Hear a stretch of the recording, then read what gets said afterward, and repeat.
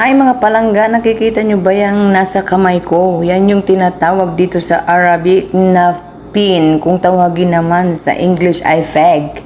Kung tawagin naman natin sa Tagalog ay tibig. Sa Bisaya naman, dahil Bisaya ako, proud Bisaya ako, yan ay tinatawag na tubog. Yan doon sa amin, sa bukirin namin.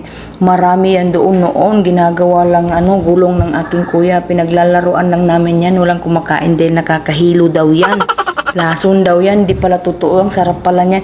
Sobrang tamis guys, tinikman ko, naku, ang tamis niya guys, ang sarap niya. May ibang color pa yan, parang purple. Sobrang tamis niya guys talaga. Nakakain pala yan. Tibig kung tawagin yan sa Tagalog. Pero Bisaya tayo, yan yung tubog. Oh, ang sarap niya guys, tingnan nyo. Oh, sobrang tamis niya.